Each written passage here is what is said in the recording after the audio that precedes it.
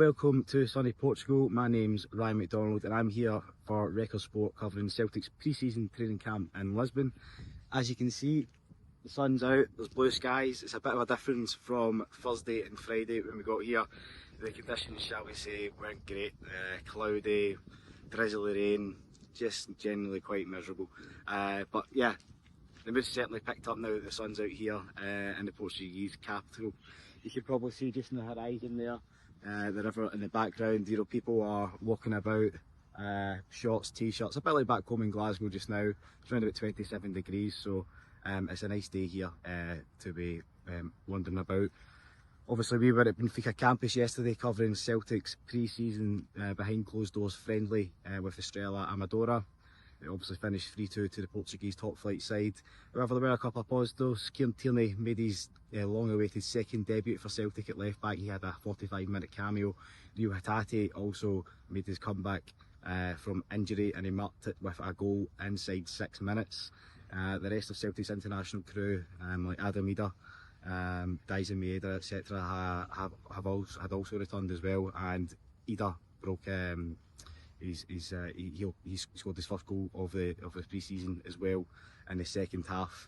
The result probably wasn't what, you know, it didn't favour Celtic obviously, but at this stage of the season it doesn't matter, it's redundant. It's all about building up fitness levels and getting minutes into the tank for these guys and gradually, you know, obviously improving the performance. So yeah, it was a testing workout. Obviously I was one of the lucky few who were there to witness it. As I said, Kieran Tierney at left back, he kind of slotted in. It wasn't a standout display by any matter of means. It was quite a kind of underwhelming arena for him to be making his comeback at Celtic. But it was 45 minutes in the legs and he'll be happy with that. That was always the plan. Speaking to Brendan Rodgers after the game, that's what he said. It was always the plan. And Rio Hatate, he looked excellent, he looked sharp in the middle of the park. He also started the game. Ben Nygren, he also impressed as well. He came on in the second half, grabbed an assist for Adam Ida. He looked impressive. I think it's clear that he's not going to be featuring as a winger. He'll play in a kind of right side of the centre midfield. So he looked pretty promising as well. Callum Osman started up front. He's a young boy, only 19.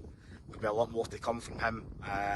He had a few kind of hard touches, shall we say, that got away from him. So he'll look to improve over the coming days and weeks. And yeah, there's definitely going to be a lot more to come from him. Marco Tilio, the forgotten man, he's been on loan back at Melbourne City for the last 18 months. He hadn't played for Celtic since December 2023.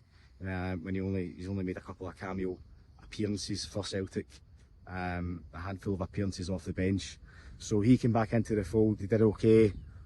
He worked his socks off on the right hand side, but whether he's going to be the long-term solution for Celtic's options out wide remains to be seen.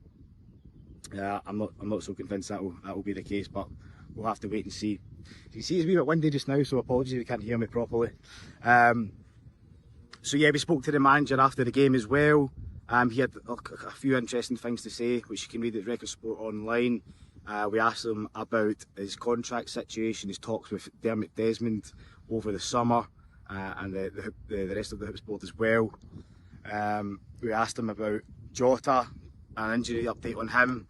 Jota has been doing his rehab back home in Lisbon, since obviously he suffered that devastating knee injury in April. So he's he met up with a group during the week at the training camp, which is just in the shadow of the Estadio Nacional. So yeah, he was back in and around mingling, but he's not going to be partaking in any sort of training at all, either in the gym or at the obviously on the grass. So we spoke to the manager about him, and he offered a timeline as to when he expects him to be back. And Kasper Schmeichel, we were surprised that Kasper Schmeichel wasn't involved yesterday. He was with the group, but he was watching on from the sidelines. So we asked the manager about that and when we can expect to see him back between the sticks. So yeah, there's plenty to chew over. We'll have it all online for you at Record Sport.